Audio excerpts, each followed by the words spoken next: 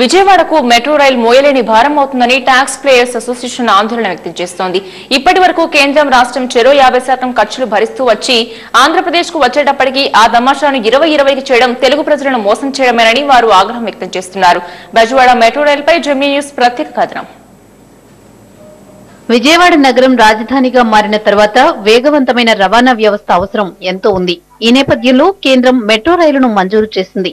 దీనికి కేంద్రం ఇతోధికంగా నిధులు ఇస్తుందని కేంద్ర మంత్రి వెంకయ్యనాయుడు స్పష్టం చేశారు. ఆ మేరకు మెట్రో రైలు రూపకల్పన బాధ్యతలు మెట్రో శ్రీధరన్ కు అప్పగించడం, ఆయన ప్రాజెక్ట్ రిపోర్ట్ తయారు చేసి ఇవ్వడం కూడా పూర్తయిపోయింది. ఇప్పుడు నిధులు ఎవరెవరు ఎంతెంత భరించాలనే విషయం వచ్చింది. తీరా ఇప్పుడు కేంద్రం 20% మాత్రమే నిధులు ఇస్తానని అంటోంది. నిన్న మొన్నటి వరకు 50% నిధులు భరిస్తానన్న కేంద్రం అకస్మాత్తుగా 20%కి ఎందుకు దిగిపోయిందన్నది ఇప్పుడు విజయవాడ ట్యాక్స్ పేయర్స్ ప్రశ్నగా ఉంది. అహ్మదాబాద్ లో మెట్రో రైలుకు 50% నిధులు భరించేందుకు కేంద్రంతో తీర్మానం చేయించిన ప్రధాని విజయవాడ మెట్రోకు ఎందుకు ఆ మేరకు నిధులు ఇవ్వరని ట్యాక్స్ పేయర్స్ అడుగుతున్నారు. ఢిల్లీ, కలకత్తా ఈ నగరాల్లో వేసినప్పుడు కేంద్రం రాష్ట్రం 50% భరించింది.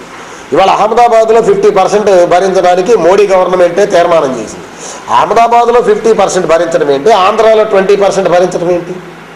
అసలు ఈ వివక్షత ఏంటి ఇతర రాష్ట్రాల మీద? అంటే మోడీ గారి సొంత రాష్ట్రం అనేది.